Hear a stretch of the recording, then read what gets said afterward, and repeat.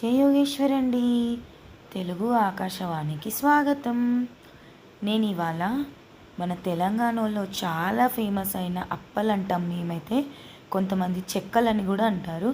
ఆ రెసిపీ మీతో షేర్ చేసుకోబోతున్నాను. అందరి ఇళ్ళల్లో ఉండేదే. This is how I make. శనగపప్పు, పెసరపప్పు, కొంచెం సాబుదానా ఒక గంట సేపు నానబెట్టుకోవాలి. మిక్సీ జార్లో అల్లం, పచ్చిమిర్చి కొద్దిగా దొడ్డుబొడ్డుగా అంటారు కదా, అలా గ్రైండ్ చేసి పెట్టుకోవాలి. బియ్యపిండిలోకి మనం ముందుగా గంట సేపు నానబెట్టుకున్న పెసరపప్పు, శనగపప్పు, సాబుదానా వేసుకోవాలి. ఆ తర్వాత మనం ఇందాక గ్రైండ్ చేసి పెట్టుకున్న పేస్ట్ కూడా వేసుకోవాలి. నేను ఇందులోకి నాకు పల్లీలు వేయడం అంటే చాలా ఇష్టం. ఇందులో పంటికి తగులుతుంటే చాలా బాగుంటుంది. అందుకే నేను కొద్దిగా ఎక్కువ వేసాను. మరి అంతకన్నా ముందు పల్లీలను వేయించుకొని పగలగొట్టి పెట్టుకున్నా.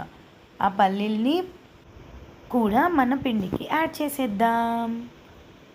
నాకు పల్లీలు ఎక్కువ ఉంటే ఎక్కువ ఇష్టం, అందుకే ఎక్కువ వేసేసాను. మీరు కావాలంటే తక్కువ వేసుకోవచ్చు. వేరే ఒక ప్యాన్లో నేను ఇక్కడైతే వెన్న కరిగించుకుంటున్నాను. మీరు వెన్న బదులు నెయ్యి, ఆయిల్ ఏదైనా యూజ్ చేసుకోవచ్చు. మెల్ట్ అయ్యేలోపు మన పిండికి స్పైసెస్ యాడ్ చేద్దాం.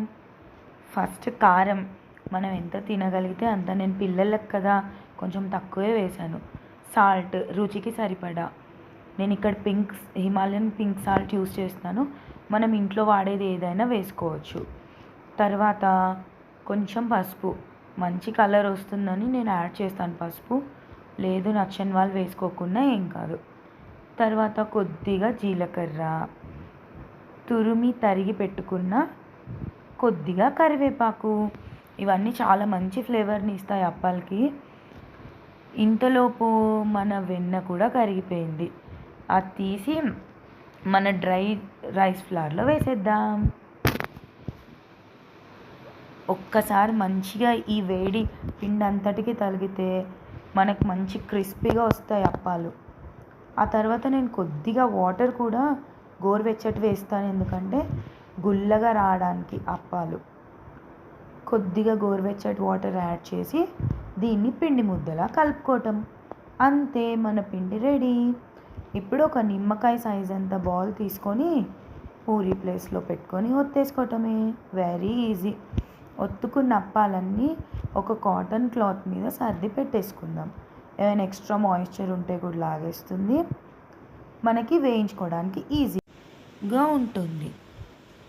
మనం ఆయిల్ని చాలా ఎక్కువ వేడి చేయాలి, అప్పుడే మన అప్పాలు బాగా ఫ్రై అవుతాయి. బాగా ఆయిల్ మరిగిన తర్వాత మనం చేసి పెట్టుకున్న అప్పాలని ఒక్కొక్కటిగా వేయాలి. ఒక సైడ్ కాలిపోయిన తర్వాత ఇంకొక సైడ్ మలుచుకోవాలి. మన కలర్ నాకైతే ఎర్రగా వస్తేనే ఇష్టం. లేదు మాకు కొద్దిగా తక్కువ కలర్ వచ్చినా పర్వాలేదంటే అలా అయినా తీసేసుకోవచ్చు. అంతే, మన కరకరలాడుతూ క్రిస్పీ కలర్ఫుల్గా ఉండే అప్పాలు రెడీ. మన తెలంగాణ ఇళ్ళల్లో అయితే ప్రతి పండక్కి ఇవి ఉండాల్సిందే. మరి దసరాకి మీరు ట్రై చేయండి. నేను చెప్పిన విధంగా చేసి ఎలా వచ్చిందో నాకు కామెంట్ బాక్స్లో పెట్టండి. బాయ్.